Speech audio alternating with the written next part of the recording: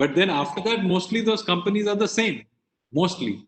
Whereas we look at the US, Dow Jones or some their indices, look at the companies that they didn't even exist in the 90s, the Googles, the Amazons, the Facebooks, even some of the companies that were very small companies like Apple, which is effectively a new company. So I think there is a huge issue about here thinking through the taxes, the ESOPs, the AIF and other things, alternative investment funds, in order to open up and allow Indian startups to list it in India. Yeah. I think this is an old issue. Then I'm going to talk about, we have talked for a while about this, but, there's this whole issue about getting companies to fund managers to base here. And this is the Income Tax Act. What is that? Section 9, right? 9A or something. Section 9 and Section 23B of SEBI regulation. So Section 9. Just for the information of Mr. Sanyal and Mr. Shah, sir, we have gone live. So in another minute or so, we can start with the session. Okay, fine. I'll let you take it up.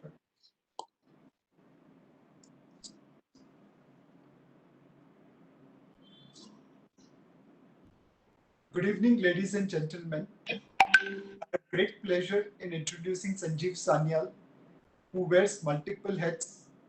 He is an author, historian, market guru, and currently principal economic advisor to the Government of India.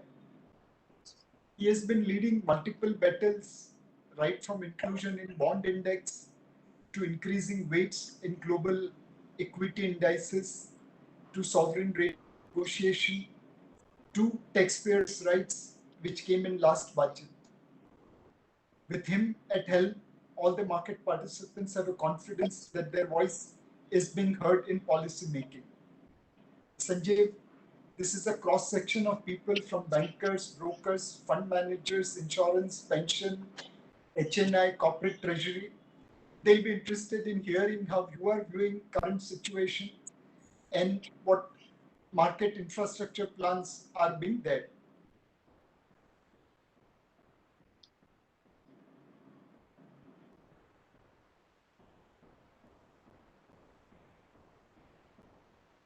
Over to you, Sanjeev. Thank you very much, Nilesh. It's always a pleasure. I'm sure many of the people online today are old friends from my previous life as a financial markets person. But of course, now I see so many of these things from the other side as a policymaker. And I hope I am able to help in developing India's financial markets. Indian financial markets are obviously always an important thing. Quite apart from being a bellwether of the state of the economy, this is where a lot of risk taking happens. This is where it's in a sense the exchange of information, of finance, of risk taking. All of that happens in India's financial markets, and they have evolved over time in multiple ways. So while this is obviously always important, this is a particular time in which they have special importance as the world goes through what is the biggest economic shock since the Great Depression and the World War II. I would say the churn that is happening is ultimately going to be absorbed by the financial markets. This is where the risk-taking will happen. This is where the shocks will be transferred, and the repricing of the economy will happen in a sense so that we can move into the post-COVID world and begin to build again.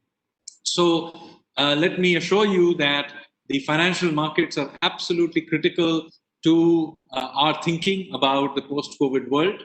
And as I keep saying, there is no way in which we should think about the post-COVID world as being a re-inflation of the pre-COVID world.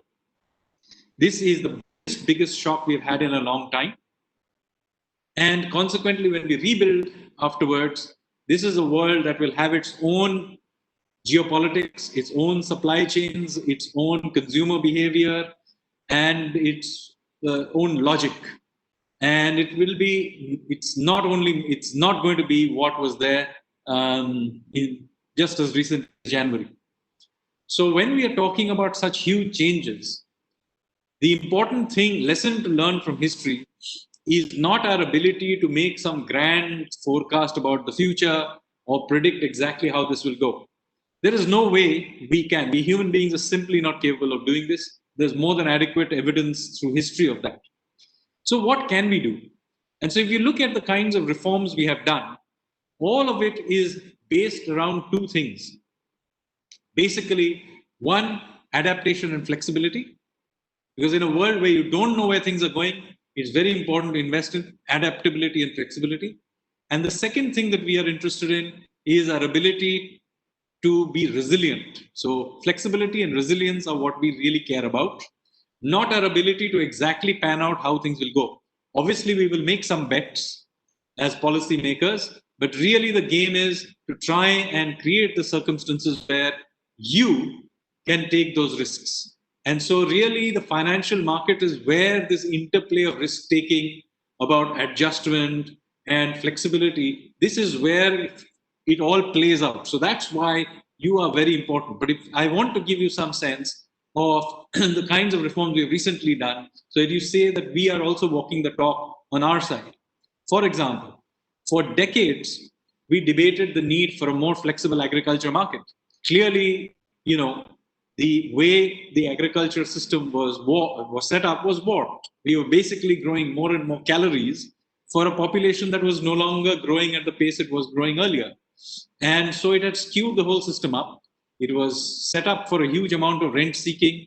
It was leading to all kinds of skews in terms of the kinds of crops we grew, which were no longer, we were just growing ever larger granaries of grains that we couldn't consume.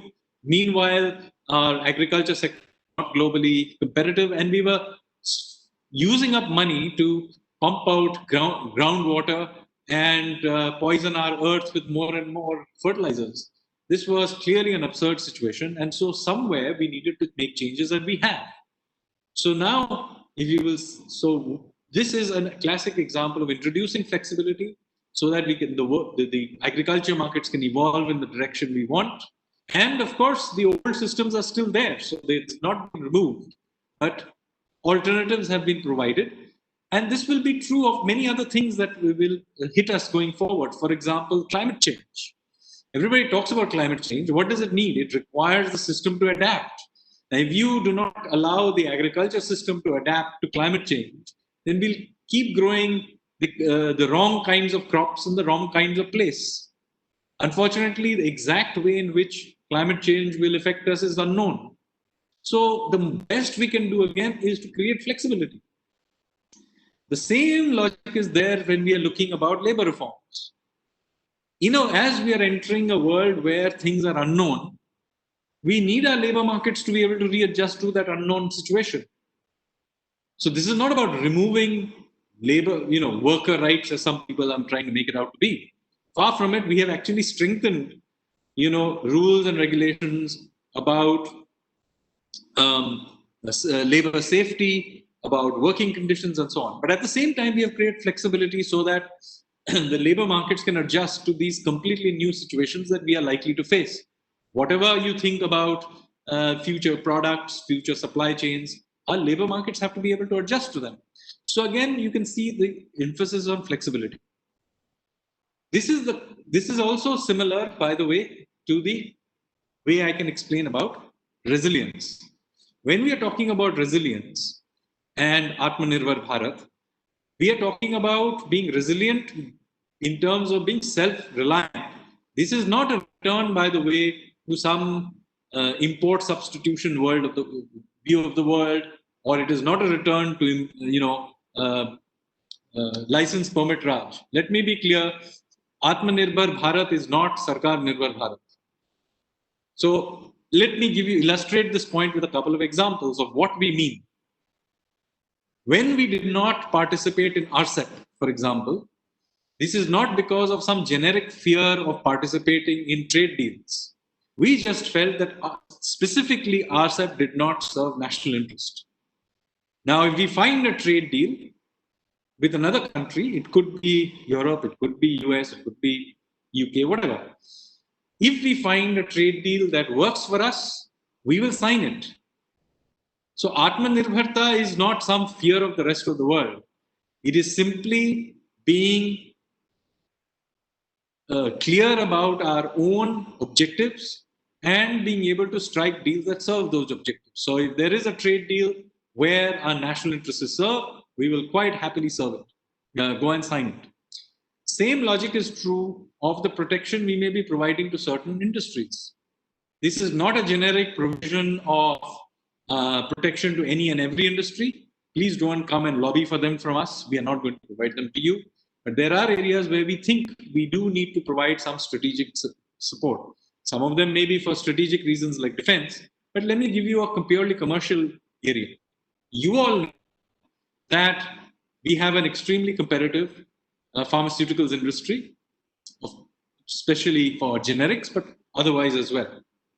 Now, we discovered through the last 6 months that this highly competitive sector had a resilience problem, but many of its inputs had to come from other countries, particularly China. And this meant that whenever there was certain kind of breakdown, like we have gone through, then this sector basically also came to a grinding halt. We just experienced it. So there is a resilience problem. So therefore, what do we need to do? Well, we do need to protect and allow for certain amount of protection for a domestic production of some of the critical inputs, where particularly it comes from a single source. If it comes from multiple sources also, it's okay. So when we are thinking about this from a resilience perspective, then there is a case for providing a certain amount of protection for that. Now, note here our thinking. This is not about providing protection to an inefficient industry. It is about, in fact, improving the resilience of a highly competitive industry. This is how we are thinking about it. So again, that's why I keep coming back to you. We keep getting lobbied by industry for protection for X, Y, and Z. I'm afraid that is not our thinking process. Please do not bring these to us. Our protection for Indian industry is purely from two perspectives. One is from a resilience perspective, and two, to provide us flexibility in terms of being able to compete in the future, where we may need to provide certain amount of infant industry protection. Now let me come, now that you've understood what we are trying to do, let me come to our thinking process on financial markets. If you see the kinds of reforms we have done here, again, they relate exactly to these two ideas. One is, an example I'll give you is bilateral netting. Why do we care about bilateral netting? Well, because without bilateral netting, if we introduce Basel III and Basel II type norms, as we did, then what happens? The financial sector ends up having to hold up large amounts of capital when we are taking risks against each other and exposures against each other. This ties up a huge amount of risk taking, ties up a huge amount of capital, and it doesn't allow certain very critical markets to develop. For example, the corporate bond market. Because the fact of the matter is the corporate bond market is an important aspect of risk taking in any system. You cannot only have equity markets, the corporate bond market is also part of the risk taking. And worldwide, with the handful of exceptions, corporate bonds are by definition illiquid. The liquidity of corporate bond markets comes from the CDS market. So we have to have a CDS market of some sort, and we have to have a corporate bond market of some sort. Neither of them was possible without having bilateral netting. So we have allowed for bilateral netting. That is allowed now. The rules will be put together, and we can now go forward and create internationally competitive corporate bond market. So that is the thinking between the bilateral netting. It provides for flexibility and provides for risk taking. And that is why we emphasize this or many other reforms we wanted to do. Why this obscure reform called bilateral netting? This is the thinking behind it. Same thing you can see the factoring for trade finance that we are also doing. That I think is still not gone through the parliament, if I'm not mistaken. That has gone part of the way, but not the whole way. But anyway, that's a matter of getting the parliament back there, and then we'll take that through again. Notice it is again about creating flexibility, about being able to trade bills in a sense, or being able to lend against bill. So all factoring will be put in place. Again, an important thing. Same logic is being applied, by the way, in our interest in being part of global indices. We made certain changes about ownership and foreign ownership limits, etc. And you can see that in the equity markets. We are being considered. I don't think MSCI has yet added us, but that's a matter of time now. The rules are not getting in the way of doing this. Our weightage will be adjusted accordingly at some point in time. Now, the same thing is happening with global bond indices. They are a source of very, very stable funding. And we were not in there because there was a problem in that their view is that if a bond is in the index, it has to be fully tradable. You cannot have limits, the kinds of limits we used to have 6% or something like that. So when we had a discussion with the various bond indices, those who make these bond indices, we discovered one interesting thing. Even with the 6% limit, our bond market was actually in some ways bigger. Our domestic government bond market was bigger than some of those who were included in the index. So we asked them why. They said that, look, we cannot include you unless this is one of the things, is that you cannot have this kind of 6% limit. So we made a very simple discovery that in the end, it's not the country, but the bond that is in the index. So we don't have to make the whole country opened up, because after all, there are certain issues about managing the exchange rate and etc. The impossible trinity problem, everybody knows that. So therefore, we want to retain certain capital controls, but we don't have to retain capital controls on every single bond. So what we did is we took out a bunch of bonds and we said these bonds are now fully free for trading. So those bonds can be included in the global bond indices, those who make the global bond indices, JP Morgan, Bloomberg, Barclays, etc. They have looked at it, they are happy with it, and they are in consultation with their investors. I know there have been some media reports saying, oh, we have yet again not been included. Well, it takes some time because certain kinds of microstructures need to be put in place. For example, back office clearing in Euroclear, etc. Because if there is a Canadian pension fund which wants to sell to an American pension fund these bonds for whatever reason that are already in the index, then we need the microstructures for them to be able to trade with each other without necessarily have to be coming back all the way in and out. And of course, once you're in the index, everybody who follows the index has to buy and sell you. Many of them are not FIIs registered here. So all of those things need to be worked out. The KYC needs to be worked out, but we will do it. So again, opening up and flexibility, again, you can see. We are similarly providing another kind of flexibility through the gift city. Again, we are trying to create bullion trading there. We are trying to do aircraft leasing there. The rupee trading, offshore rupee trading will happen there. All these kinds of things are being built up there in Gift City to be allowed to create an international financial center. Now comes other issues that also arise, and we need to work on these now. So you've given you a sense of the kinds of things we are doing and moving forward. Here are the things we now think about. We are concerned that the Indian fund management industry has simply not evolved in the way it easily can. There are these issues relating to income tax, Section 9, etc. Many of you know that. There are also certain SEBI regulations which get in the way. We are looking at them, and in due course we will. And there are several government bodies, recommendations and committees, including one, the Surjit Bhalla Committee, which recommended clearly to do something about Section 9 income tax. We will work on it. It'll give us some time, but as you have seen, we ultimately get it done. If something as difficult as labor laws and agricultural liberalization can get done, believe me, Section 9 will also get done. Don't worry. Just bear with us.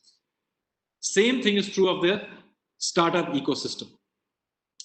One of the things that strike us is when you look at the Sensex or Nifty, etc. It is very striking is that most of those companies that are listed there are mostly old companies. If you go back to the 90s, there was a huge churn, you will remember. In the 90s, there used to be full of public sector companies, very old companies. There was a big churn, the Infosys of the world suddenly turned up. But since then, till now, basically the Sensex, the Nifty, etc., are full of now basically the same companies that were there 25 odd years ago. Compare that to, say, the US, Google, Facebook, Think of the kinds of companies they have in there. Many of them didn't exist at that time. Even Apple was a very minor company in the 1990s. And it sort of came back. So in some ways, even that is sort of like startup and all kinds of new companies. So we need to think through the startup ecosystem. I know there are issues with taxes, with ESOPs, listing requirements and so on. But we do want Indian companies to list, and we want them to list in India as well, not just go abroad and get listed in Singapore. So all of these are issues that are very dear to us. We will work our way through all of them one step at a time. So we would love your cooperation. And of course, I know that many of you will be interacting with the Prime Minister in a few days' time. Do talk to him. This is a moment in history where we want to do the big things. So please do not do with what very often these industry discussions happen, is everybody is trying to hedge and ask for, the quarter, 0.25 subvention scheme somewhere. Please do not waste our time with this. Ask for the big things, think big. We want to do big reforms. You've just seen the kinds of big reforms we are willing to do in other sectors of the economy. Ask for big things, and we will genuinely give it. If it can be done, we will do it. And the two mantras we have. One is flexibility and the other is resilience. That's what Atmanirbhar Bharat is about. Thank you very much, ladies and gentlemen. Now let me pass it back. Thanks, Sanjeev, for those comments. Couple of questions from our side. Yesterday, someone described today's Bharat as Mahabharat, where 5 Pandavas will survive, but 100 Kauravas will find it difficult to survive. Probably they are talking about K-shaped recovery, where some large companies will do well, but many companies in sectors like construction, retailing, multiplexes, aviation, tourism, hotel will find it difficult. Could there be industry-specific solutions for them, stimulus for them? So there is a general problem and there is a specific issue. The general problem is that there has been a big shock to the system and we need to rebuild demand. Some of it, as we were discussing, is, as it happens to be, coming back naturally. But then obviously not in every single sector. There are some sectors that still are held back. I mean, hospitality being an obvious one. So let me say that, we recognize this issue. And while so far, in the last 6 months, our emphasis really was on providing a safety net for precisely the reason you pointed out, that what we didn't want is that everything gets killed off. And I wouldn't like to call our MSME sectors the Kauravas, but yes, I mean, there were a large number of small companies that would have gone, and therefore we did provide a 100% guarantee scheme for loans. That is the context in which the moratorium was, the keeping the IBC in abeyance and so on. We do want to keep the productive capacity alive. Now, that doesn't mean that keeping alive is quite different from saying that they are going to be flourishing. But to be fair, we on our side were reticent to provide a large demand stimulus at a time where we are in lockdown. And we took a call that, look, if we use up all our resources in trying to push demand during April, May, June, July, August even, then we won't have the resources to push it later on, because there's no point in pressing the accelerator when you had your foot fully on the brake. Now, as our foot is coming off the brake, we do want to press the accelerator. Now, some of it will be generic pressing of accelerator, because simply building up demand, like building, we have talked a lot about, and Prime Minister has also mentioned this, accelerating infrastructure spending, for example, in order to get some momentum in the economy. So that kind of generic stuff will happen. Now, clearly, there is some specific issues with sectors which, like hospitality, we keep mentioning, that may need some special love and care. But by the way, they are very tricky to do, given how, and we can discuss that offline, how dispersed it is. And, even there, if you provide most of the things we can think of providing will get easily taken off, won't really reach many of the people. Like, for example, we are very often told, why don't you give them a GST waiver? Now, first of all, GST waiver causes all kinds of other problems, because inputs, etc., can no longer be taken into account. But even let's say we did manage to do that, what's the benefit? I mean, I don't know anybody who's not going on a holiday because of GST. So there is a different problem there, and we need to think those things out. Anyway, my point is that yes, we are thinking about them all the time, and but a generic push for reinflating demand, the time has come, and I think you will see our comments recently. Even the DEA secretary recently said we do recognize the need to rebuild demand in a fuller sort of way, and not just provide safety net, which is what we were doing so far. But as you know, that this too depends to some extent on how the unwinding. We have done the unlocking, but this doesn't mean that we are out of trouble yet. Thanks, Sanjeev. From a private sector employee point of view, we believe there are few things which are worth doing.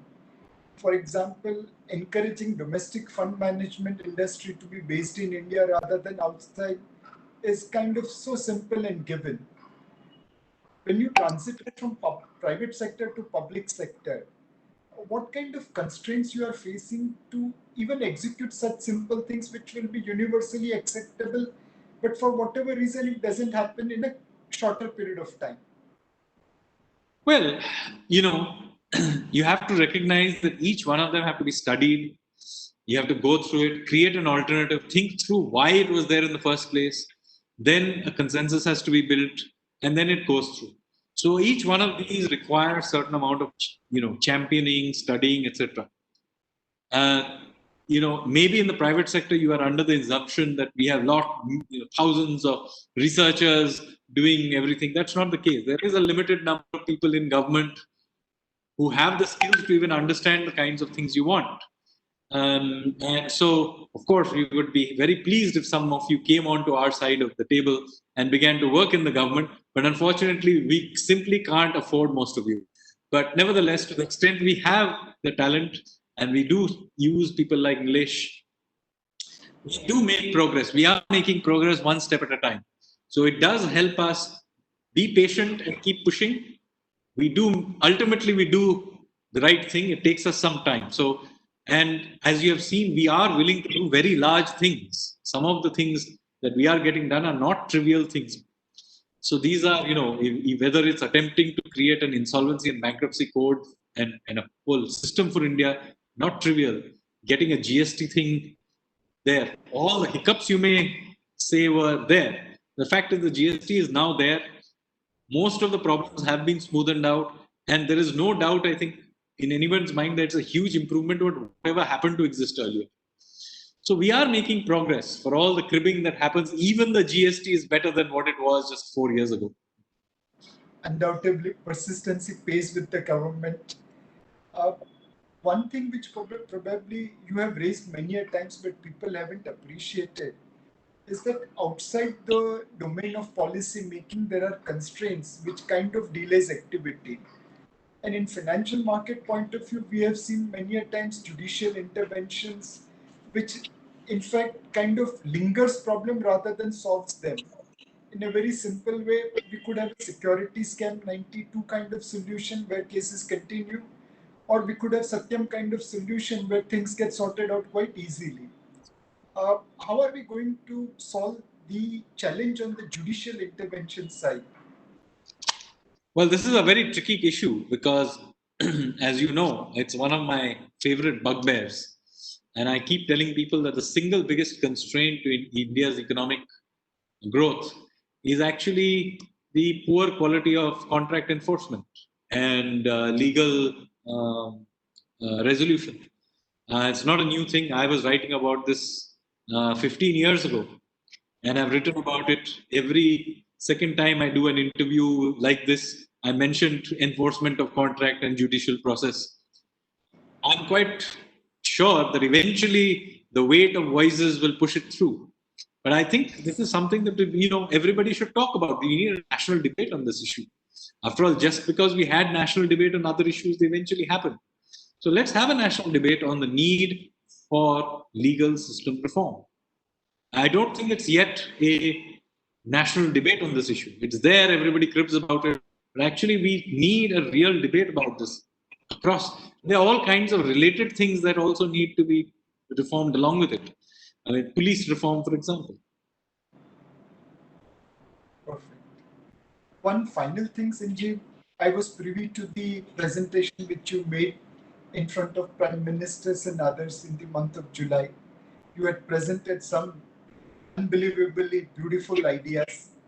Uh, will any of them move from concept to execution point of view, and will you be able to share one of those ideas which can really materially change India's growth orbit? Well, one of them got done, which is the taxpayer's right.